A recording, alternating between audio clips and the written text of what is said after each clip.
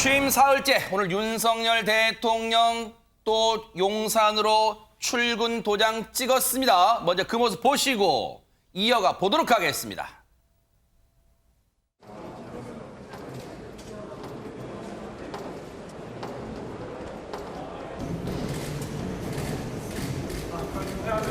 대통령님 혹시 오늘 청문 보고서가 채택 안 된 장관도 임명하실 계획이 있으십니까?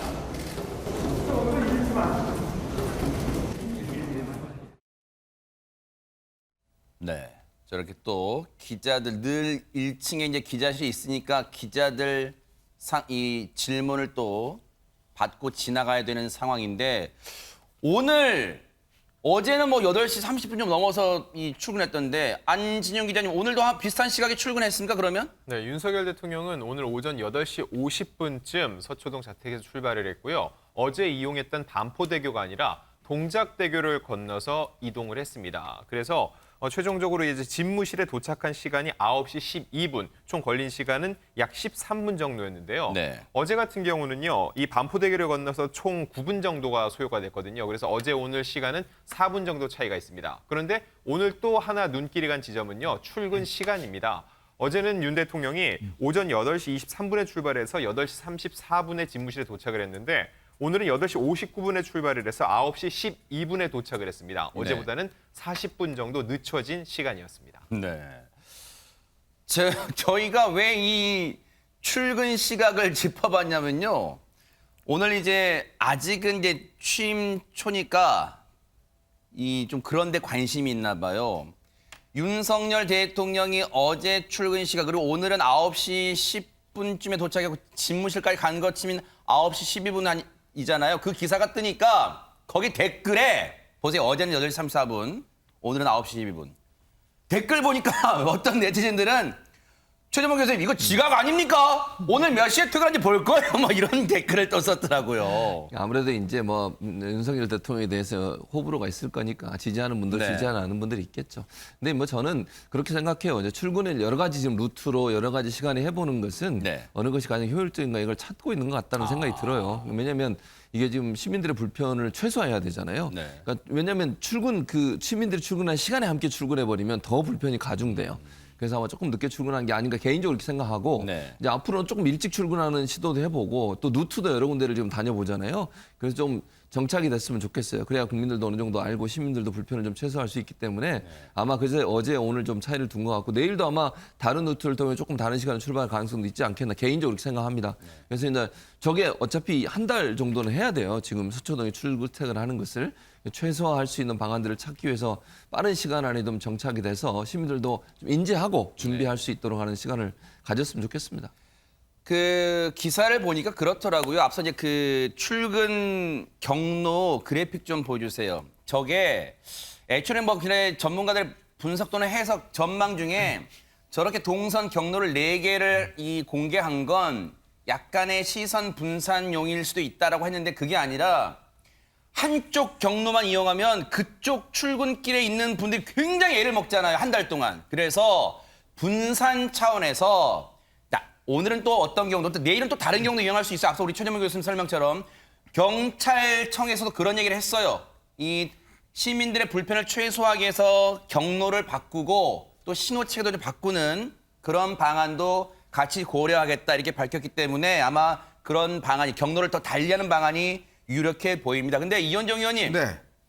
일각에서는 오늘 뭐 아까 출근 시간 얘기했는데 예전에 그 부지런하기로 소문났던 그 대통령 하면 또 이명박 당시 대통령도 빼놓을 수 없잖아요. 그때 근데 참모들이 엄청나게 애먹었다고 그런 기사 막 떠올라요. 그때 제가 기억하는 이명박 전 대통령 같은 경우는 7시에 회의를 했어요. 그러면 진짜예요? 7시에 회의를 하려고 그러면 실제로 참모들은 나와서 한 2시간 전에 준비를 해야 되거든요. 세상에. 그럼 집에서 몇 시에 출발하겠습니까? 별 보면서 출근해야 돼요? 별 보면서 굉장히 힘들었다고 합니다. 어허. 저 같은 경우는 이제 석강 기자이기 때문에 아침 일찍 출근하지만 네. 이게 적응하기 쉽지 않아요. 아하. 특히 이제 이 교통이나 이럴 때 대중교통이 잘 없기 때문에 그래서 그때는 이제 이 청와대 근무하는 비서관이나 행정관들이 엄청나게 고생을 많이 해요. 왜냐하면 대통령이 회의할 때 이미 그 자료가 다 책상 위에 올라가 있어야 되거든요. 그래요? 그래야지만이 오늘은 이 신문들이 무슨 기사를 썼는지 어떤 이슈들이 다뤄졌는지 또 이걸 어떻게 대응할지 뭐 이런 게 다 이제 갖춰져야 되거든요. 어허. 그러니까 지금 이제 윤석열 대통령 같은 경우는 제가 볼 때는 아마 앞으로도 굉장히 변칙 출근을 할 겁니다. 그래요? 왜냐하면 대통령의 출근길은 극비 사항입니다. 아. 어디로 갈지 몰라야 돼요. 왜냐? 똑같은 데로 가면 이 문제가 생길 수가 있거든요. 그렇기 때문에 아마 내일은 아마 시간대도 다르고 다른 또 루트로 올 겁니다. 그렇군요. 이제 그렇게 해서 이제 아마 출근대가 정해질 것 같고 지금 이제 보면 프리한 스타일로 뭐 이렇게 들어와서 특히 이제 이 인상적인 게 아침에 올라오면 기자들이 항상 저렇게 한마디씩 묻는 게 있지 않습니까? 지금 일본의 기시다 총리 같은 경우는 6개월 정도 지금 됐는데요. 네. 매일 출근할 때마다 기자들을 만납니다. 아. 퇴근할 때마다 기자들이 만나요. 그러니까 일본은요, 신문에 보면 매일 대통령이 몇 시에 출근했고 언제 하는 건지 거의 분 단위로 이렇게 기재하는 게 일본 언론의 전통입니다. 그래요? 그러니까 항상 대통령이 오늘 뭘 했는지를 신문을 보면 다 알 수 있게끔 그리고 또 매일같이 질문을 던져요. 이제 그런 것인데 사실 이제 이번에 윤석열 대통령의 용산 같은 경우는 저는 미국과 일본의 시스템을 좀 결합한 시스템이다. 왜냐 주변에 보면 비서실장, 안보실장 다 옆에 이제 사무실 있지 않습니까? 그다음에 출근할 때 기자들을 만나는 거. 이거는 또 일본 스타일을 닮았어요. 아하. 그러니까 그런 것들을 좀 조합을 해서 네. 소통을 하겠다는 뭐 그런 의지로 하고 있는 것 같습니다. 네. 사실 뭐 앞서 출근 시간 뭐 따져본 네티즌의 반응도 봤습니다만 그런 것 같기도 해요. 대통령이 게을러서라기보다는 앞서 말씀 주셨지만 너무 일찍 나오게 되면 참모들이 과로에 시달릴 수 있죠. 앞서 그 이명박 대통령 당시에 기사들 쪽 볼게 제목만 보면 그런 내용을 담고 있어요. 보세요. 한겨레입니다. 2008년 3월 4일 기사. 새벽 출근, 한밤 퇴근, 휴일 없고 과로 정부 탈랄라. 탈랄라라는 노래도 있었잖아요. 그죠? 매일경제 2008년 3월 5일 기사입니다. 2시간 빠른 MB식의 업무 효율은 어떨까요? 라는 기사가 실렸고 중앙일보 2009년 2월 25일 기사입니다. MB 4시간 자고 새벽 5시에 일어나 신문부터 하루 1시간을 러닝머신. 그러니까 참모들은 얼마나 진짜 새벽 별 보고 출근해서 별 보고 퇴근했을 것 같은데 어쨌든 또 저렇게 출근 시간을 조금 여유롭게 하면 이 밑에 참모들 조금 숨 쉴 틈이 있지 않을까라는 또 긍정적인 측면으로 보면 또 그렇게 볼 수도 있을 것 같아요. 그런데 어쨌든 윤석열 대통령이 이것저것 세심하게 신경 쓰는 것 같아요. 먼저 영상도 보시고 이어가 보도록 하겠습니다.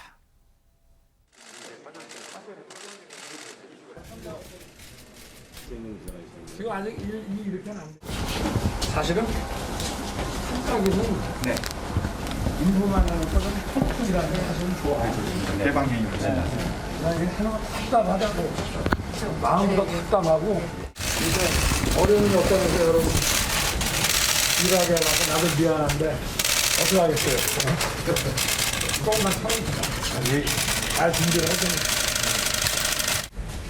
아직 뭐좀 리뷰에도 또 저 층을 옮겨가지고 잘 설계를 해준다니까 당분간 좀 잘 참으면서 열심히 해줘요. 혹시 최진봉 교수님 예. 저 장면을 보고 혹시 이제 전 정부 쪽 이 청와대 참모 출신들은 거봐 그러니까 뭐하러 청와대 놔두고 옮겨가지고 저 고생을 해 혹시 이런 생각을 할까요?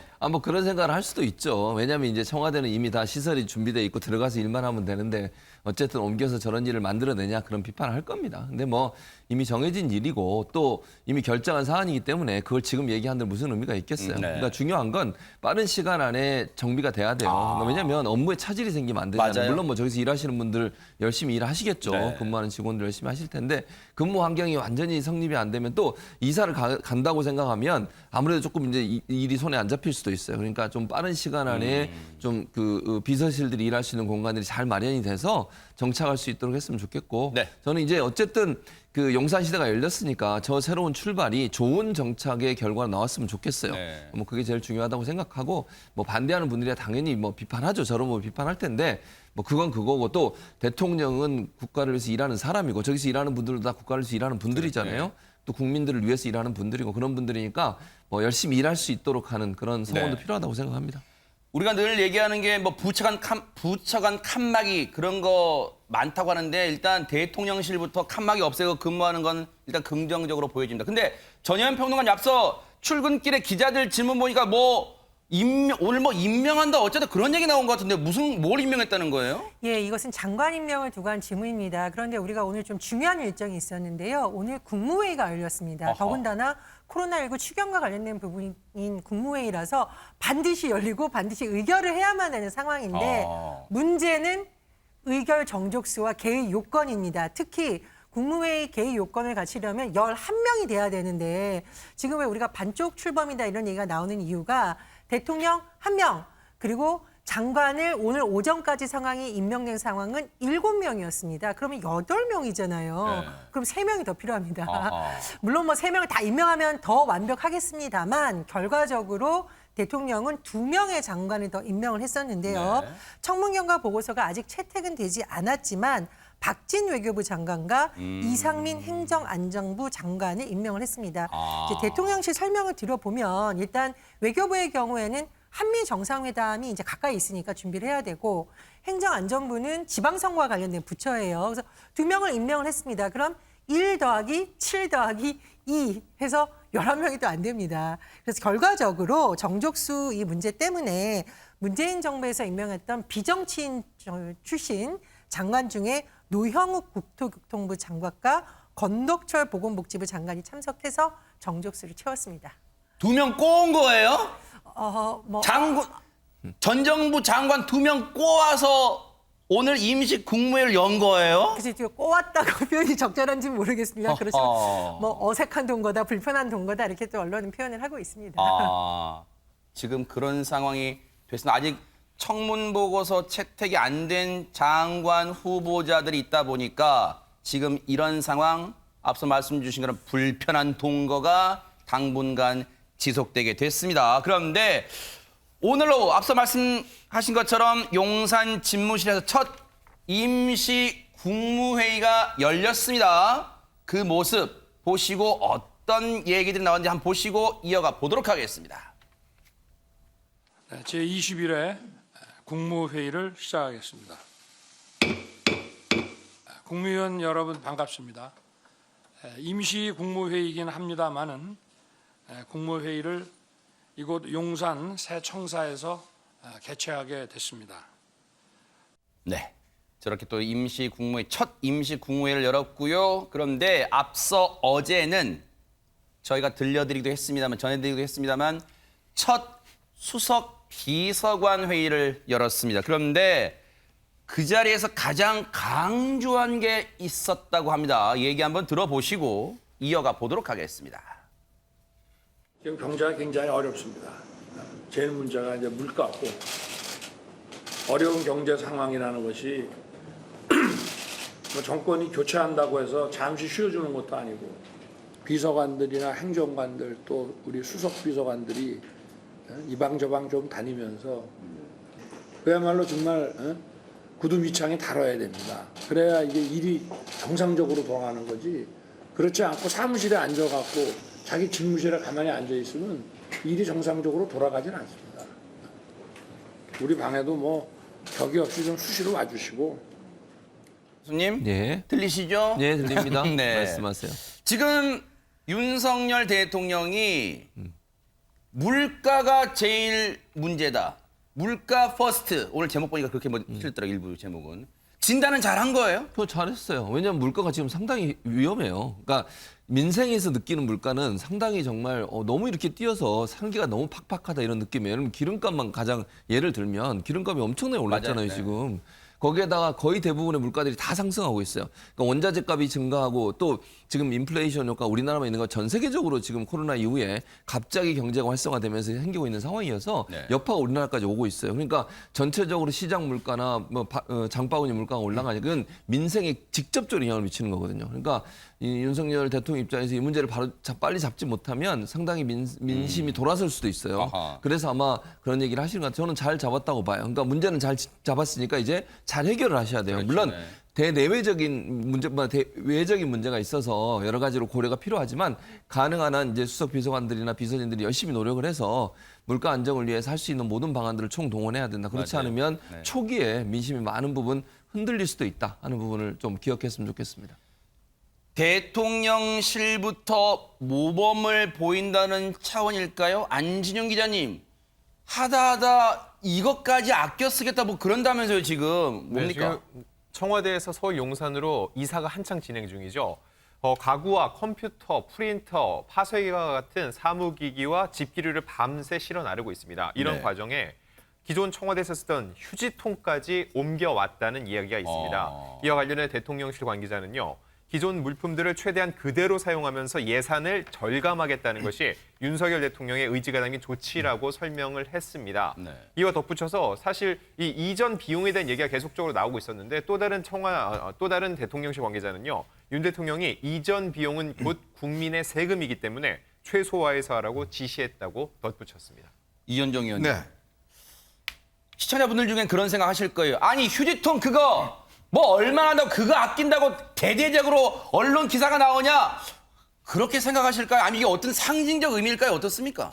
그렇죠. 이게 뭐 상징적인 의미겠죠. 그러니까 휴지통도 이제 재활용한다 이런 측면이 있는 거고 아무래도 이제 예전 청와대 쓰던 것들을 대부분 집기들을 이제 가져와서 쓰는.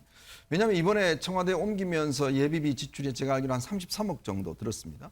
근데 이게 이제 원래 요구하던 금액보다는 좀 적게 지난 정부에서 허락을 한 것이거든요. 네. 근데 아마 앞으로 여러 가지 비용들이 많이 들 겁니다. 왜냐하면 지금 저 국방부 예전 청사 저기를 리모델링을 다 해야 돼요. 네.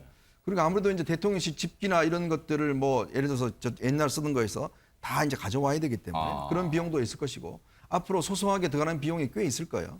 그리고 이제 전반적으로 앞으로 이제 이 대통령실이 갖춰지면 그 주변 환경에 대한 또 변화 여기에 또 예산이 많이 들어갑니다. 그래요? 그러니까 국민들이 입장에서 보면 물론 지금 현재 청와대가 개방이 돼서 많은 국민들이 이제 직접 보시긴 하지만 또 새롭게 만드는데 많은 비용이 든다 그러면 이것 또한 여러 가지 비난이 있지 않겠습니까? 그러니까 하여튼 쓰레기통까지도 다 가져와서 그냥 재활용에 쓴다. 아마 그런 차원에서 이 대통령실이 입장을 밝힌 것 같습니다. 네.